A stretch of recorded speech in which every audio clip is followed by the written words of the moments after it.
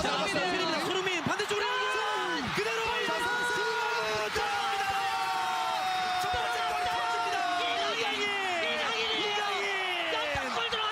자, 중국의 만리장성을 무너뜨리는 이강인입니다. 방탄소년단 BTS의 맏형진이 12일 약 1년 6개월간의 군 복무를 마치고 만기 전역합니다. 진은 이날 오전 경기도 연천 제5사단 신병교육대에서 전역 신고를 하고 위병소를 나올 예정입니다. 진은 방탄소년단 7멤버 가운데 병역 의무를 마친 첫 사례입니다.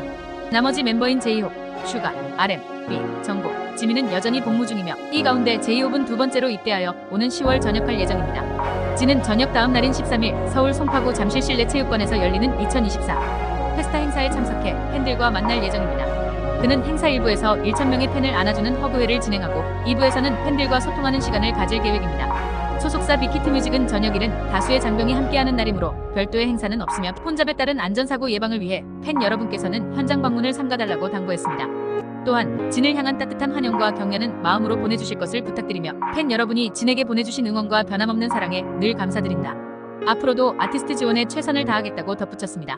이번 사건은 지난해 12월 19일 참여연대가 김 여사가 최 목사로부터 명품 향수와 화장품, 명품 가방을 받았다는 언론 보도와 관련해 윤 대통령 부부와 최 목사를 청탁금지법 위반 혐의로 신고하면서 시작되었습니다. 김건희 여사의 명품 가방 수수 관련 부정 청탁금지법 위반 신고. 사건을 조사한 국민권익위원회가 김 여사 사건에 대해 애초부터 종결 결론을 내리고 전원위원회에 이런 자료를 제시한 사실이 드러났습니다. 11일 복수의 권익위 관계자들은 권익위가 전날 전원위에서 신고 대상 3명 모두 법 위반 사항 없으니 종결하는 방안과 김 여사는 종결, 윤 대통령과 최 목사는 수사기관 송부하는 두 가지 자체 검토안을 제시했다고 밝혔습니다. 그러나 이번 사건에서는 두 가지 방안 모두 김 여사 사건을 종결하는 쪽으로 제시되었습니다. 이는 권익위가 처음부터 김 여사 관련 내용은 검토하지 않는 방향으로 결론을 내린 것이 아니냐는 지적을 받고 있습니다. 정승용 권익위 부위원장은 김 여사에 대해 대통령 배우자에 대하여는 청탁금지법상 공직자 등의 배우자에 대한 제재 규정이 없기 때문에 종결 결정했다.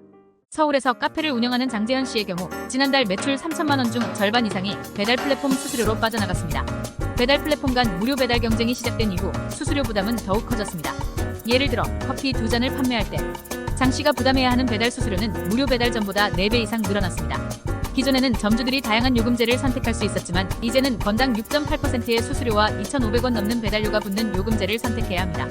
결국 고객은 무료 배달 혜택을 받지만 점주가 그 비용을 모두 떠안게 되는 것입니다. 다른 자영업자들도 비슷한 상황입니다. 죽집을 운영하는 정모 씨는 만원짜리 죽을 팔아도 81원만 남는다고 하소연했습니다. 이런 상황 때문에 광고를 중단하면 배달 주문이 줄어들어 팔면 팔수록 손해를 보는 악순환이 발생하고 있습니다. 결국 그는 죽 한 그릇 값을 500원 올리기로 했습니다. 서울 시내 식당 10곳 중 6곳은 배달 플랫폼이 배달비를 인상하면 음식 가격을 올리거나 양을 줄이는 방법을 선택하고 있습니다. 하지만 배달 플랫폼 업체들은 무료 배달 부담을 점주들에게 전가한 적이 없다는 입장을 고수하고 있습니다. 일본에서 30% 이상의 치명률을 보이는 연쇄상고균 독성 쇼크 증후군 STSS 환자가 급증하고 있습니다. 일본 국립감염병연구소는 올해 들어 6월 2일까지 STSS 환자 발생 보고 건수가 977명에 이르렀으며 이는 작년 같은 시기에 2.8배에 달하는 수치로 작년 연간 941명을 이미 넘어섰습니다. 이는 1999년 현행 방식의 집계가 시작된 이래 최다 기록입니다. STSS는 A군 연쇄상고균에 감염되어 괴사성 근막염, 다발성 장기부전 등 중증으로 빠르게 악화되며 높은 치명률을 보입니다. 일반적으로 A군 연쇄상고균에 감염되면 가벼운 호흡기 증상 후 회복되지만 STSS로 발전하면 고령자의 경우 48시간 안에 사망하는 사례도 발생합니다. 도쿄 여자의대 기쿠치겐 교수는 이런 증가세는 이제까지 없던 일이어서 위기감이 있다고 말했습니다. 화농성 연쇄상고균에 의해 감염되는 STSS는 비말, 신체 접촉, 손발 상처 등을 통해 전파됩니다. 감염자는 고열, 인후통, 충혈된 눈, 설사 및 근육통 등을 호소하며 일부는 의식이 혼미해질 수 있습니다. 전염성이 강한 질환으로 치사율은 최대 30%에 달합니다. 글쓴이 A씨는 경기 의정부의 한 아파트 단지 내 어린이집 문 앞에 항상 같은 트럭이 주차돼 있어 문제를 제기했습니다. 그는 트럭 차주가 맨날 어린이집 문 앞에 주차를 이상하게 해놓고 경비원들이 단속하니 찢어 죽인다고 협박한다며 비판했습니다. 또한 거기 주차하지 마라. 어린이집 앞이라 아이들이 매일 통학해서 위험하다고 덧붙였습니다. 이에 트럭 차주는 억울함과 분노를 담은 경고문을 트럭 앞 유리에 붙였습니다. 해당 경고문은 박스를 잘라 장문의 글로 작성되었으며 내용에는 나한테 욕한 XX 걸리면 정말 찢어 죽여버린다며 자신의 심경을 토로했습니다. 그는 저녁 10시 이후에 아파트에 들어와봐 이 아파트에 주차할 데가 있나라며 주차 공간 부족 문제를 지적했습니다. 또한 방문 차량이 주차 공간을 차지해 지하 주차장을 이용할 수 없는 상황과 관리사무소와의 갈등을 설명하며 자신의 고충을 강조했습니다. 끝으로 편지로 욕하지 말고 전화하라며 자신의 전화번호를 남기기도 했습니다. 지난달 17일 남대문경찰서 칭찬 게시판에는 서울에 거주하는 김모 씨가 중림파출소 경찰관들에게 감사를 전하는 게시글을 올렸습니다. 사건은 지령실로부터 5초간 아이 울음소리만 들리다 끊긴 신고가 접수되면서 시작되었습니다. 남대문서는 즉시 휴대전화 위치를 파악해 중림파출소, 강력팀, 여청수사팀, 실종팀을 현장에 출동시켰습니다. 경찰은 1300여 세대의 아파트 내에서 전화가 걸려온 집을 특정했고 해당 가정을 방문한 결과 3살짜리 아이가 부모의 휴대전화를 가지고 놀다가 전화를 잘못 건 것으로 밝혀졌습니다. 경찰은 아동학대나 가정폭력 등의 사안이 아님을 확인하고 사건을 종결했습니다.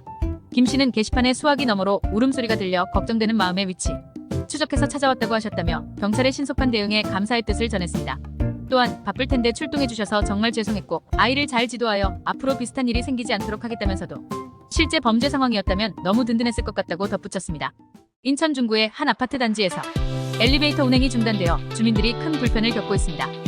이 사건은 지난 5일 600여 가구가 거주하는 아파트 8개 동의 엘리베이터 24대가 정밀안전검사에서 추가 승강기 안전부품 미설치로 인해 불합격 판정을 받으며 시작되었습니다. 엘리베이터가 멈추면서 주민들은 생필품을 나르기 위해 계단을 이용해야 했고 택배와 음식 배달도 중단되었습니다. 특히 일부 고령층 거주자들은 이동에 큰 어려움을 겪으며 일주일간 외출을 하지 못하는 상황에 처해 있습니다. 아파트 관리 측은 뒤늦게 공사비를 마련해 공사 계약을 체결했으나 부품 수급이 늦어져 공사는 9월 중순에나 시작될 것으로 예상되고 있습니다. 한편 이와 같은 정밀안전검사에서 불합격 판정을 받아 운행이 중단된 엘리베이터는 전국에 400대가 넘는 것으로 알려졌습니다.